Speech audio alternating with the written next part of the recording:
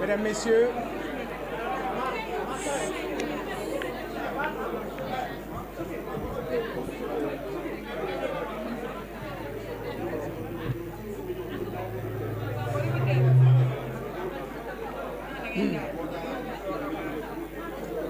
alors, Mesdames, Messieurs,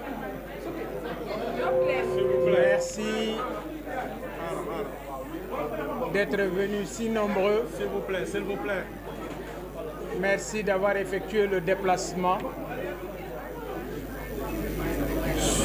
Nous venons d'apprendre le décès de Mohamedou Moustapha Ba, ancien ministre de l'économie et des finances. C'est quand même une grande perte pour le Sénégal. Je salue sa mémoire, la mémoire de l'un de nos plus valeureux hauts fonctionnaires ayant servi pendant plus de 30 ans au ministère de l'économie et des finances. Je présente mes condoléances les plus attristées à la famille éplorée ainsi qu'à la famille de tous les fonctionnaires et collaborateurs du ministère de l'économie et des finances.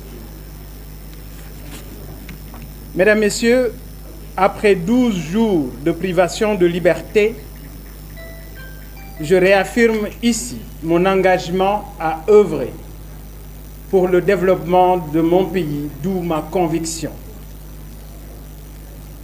Il n'y a ni vainqueur ni vaincu dans le procès de mercredi dernier à Tambacounda. La justice a prouvé qu'elle reste le dernier rempart pour le respect de nos libertés individuelles, souvent menacées par des initiatives politiciennes. C'est à dénoncer et telle une sentinelle, nous serons là pour combattre l'arbitraire incarné par ce revanchard de la scène politique et ses talibés. Il confond ses casquettes de Premier ministre et de chef de parti. Sa position actuelle lui permet d'accéder à des dossiers secrets classés, secrets d'État qu'il tente de manipuler dangereusement. Il en fut ainsi à Bakel, sur une route nationale sans jalonnement, comme nous avons l'habitude de le constater à l'occasion de chaque sortie du chef de l'État. Son ministre de l'Intérieur, Jean-Baptiste Tine, le patron de la gendarmerie, le général Martin Faye, et le procureur de Tamba, Aliou Dia, ont déployé toutes leurs énergies sur instruction de leur chef, pour appliquer une décision politique illégale en violation de la Constitution contre ma personne. Ils ont tous agi en vrais militants du parti PASTEF pour me mettre en prison. Le communiqué sanctionnant mon arrestation est truffé de contre-vérités. Et toutes les vidéos le prouvent. Je n'exclus pas d'ailleurs, avec mes avocats, de porter plainte contre la gendarmerie nationale. Malgré cette injustice, j'ai agi en homme responsable, sans user de subterfuges fantaisistes pour échapper à la justice, comme le faisait ce tricheur et peureux de la cité Keur Gorgui. Je suis connu pour mes actions humanistes à travers le pays pour venir en aide à mes compatriotes. Où était Ousmane Sonko lorsqu'en 2012, je mobilisais 500 millions de francs CFA pour secourir les populations en détresse à cause des inondations, certainement dans les dossiers fonciers nébuleux de son ex-mentor poursuivi pour 8 milliards par la CRI. Mon engagement pour mon pays et pour mes compatriotes ne date pas d'aujourd'hui. Et je ne cherche pas, ni par le mensonge, ni par les manipulations, à verser du sang de la jeunesse pour accéder au pouvoir.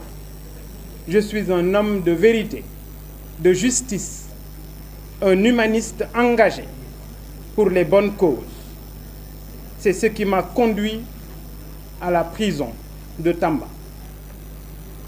En moins de 2 mois, j'ai fait l'objet de 2 arrestations. C'est la preuve tangible que je fais l'objet de persécutions orchestrées par Ousmane Sonko et le PASTEF, dont je suis la cible principale. Ils tentent vainement à m'empêcher d'exercer pleinement mon droit en tant qu'opposant.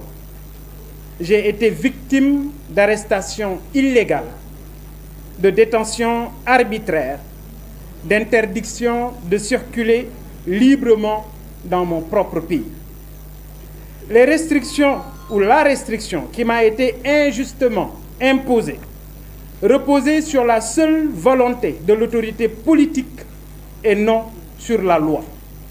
Cet acte politique était disproportionné par rapport à la nature humanitaire de la mission de la délégation de la coalition Sàmm Sa Kàddu, qui consistait à secourir près de 60 000 citoyens sénégalais sinistrés dans le département de Bakel et abandonnés à leur sort. Le président de la République n'est jamais passé par cette route nationale. Et c'est gênant de voir l'institution qu'est la gendarmerie nationale jouer un rôle politique au service de PASTEF et contre la délégation de l'opposition, jusqu'à m'envoyer en prison. Par conséquent, j'ai instruit mes avocats de travailler en vue de saisir le Comité des droits de l'homme des Nations Unies